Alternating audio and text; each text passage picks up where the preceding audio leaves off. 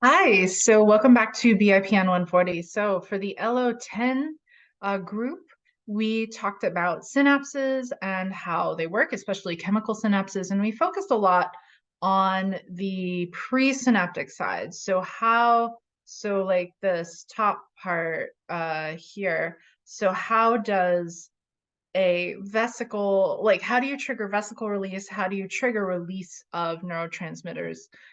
What are ways of investigating if that's going right or not?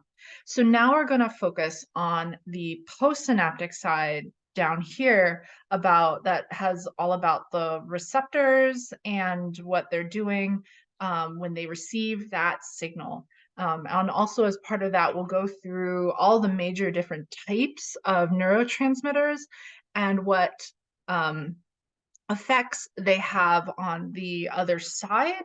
And that's a discussion that we're also going to continue in the LO12 series of learning objectives as well. All right, let's go ahead and dive in. All right, so thinking about neurotransmitters, let's think about this question. Agree or disagree? Most neurotransmitters must enter the postsynaptic cell to have their effect. All right. Well, actually, this is not true. So how neurotransmitters generally work is that they don't enter the postsynaptic cell. They bind to receptors on the postsynaptic terminal. Those receptors then exert some sort of effect on the postsynaptic cell. Okay. And what kind of effect they exert depends on what kind of receptor they are. And there are two major types of receptors. The first is the ionotropic receptors, and they're called ionotropic because they're directly linked to an ion channel. Actually, they are ion channels. They are simply ligand-gated ion channels. So what that means is that when the ligand, which in this case is the neurotransmitter, comes along, it binds and it causes the channel to open and the ions will go through the pore in the middle of the channel. And so ionotropic receptors are basically ion channels that are gated by the neurotransmitters. The other major class are metabotropic receptors. These are not ion channels. They are what are called GPCRs, or G protein coupled receptors. The way they affect neurons is by activating something inside the cell called a G protein. So here's an example here. This is what they look like.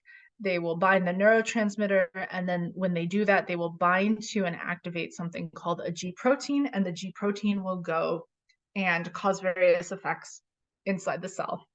We'll talk about that as part of the LO12 group of learning objectives, but basically there's all sorts of they can affect enzymes, all sorts of things that they can do inside the cell.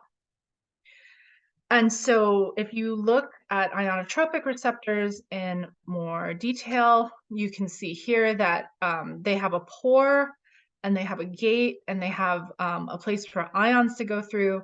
And basically, here's the gate. When the ligand binds, the gate opens, the ions can come in. If you look at metabotropic receptors, this is what they look on the side. This is what they look in more detail. You see there is no pore. Ions do not go through.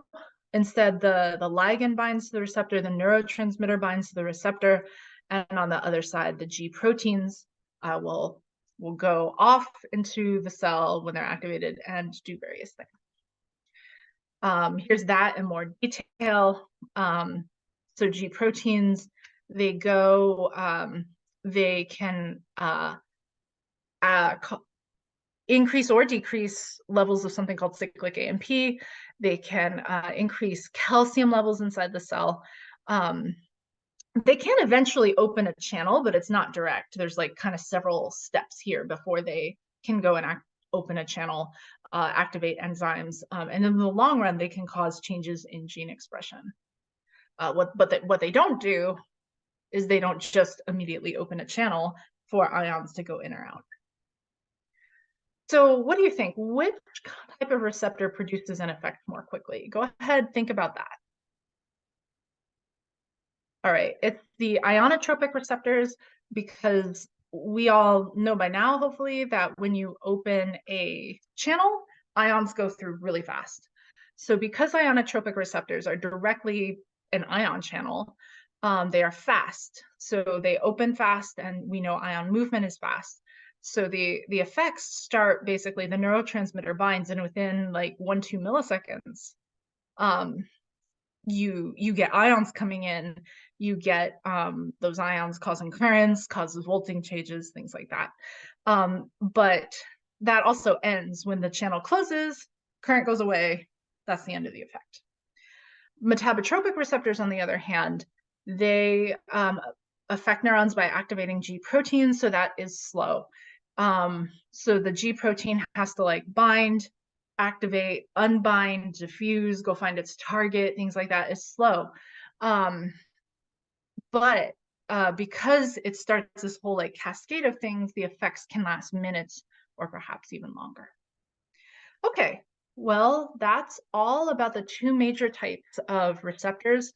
So for the rest of LO11, we are going to focus on the ionotropic receptors and the effects that they have inside the cell, because those are the ones that cause currents, and those are the ones that handle most of the kind of the day-to-day, moment-to-moment signaling in the nervous system. All right, thanks so much.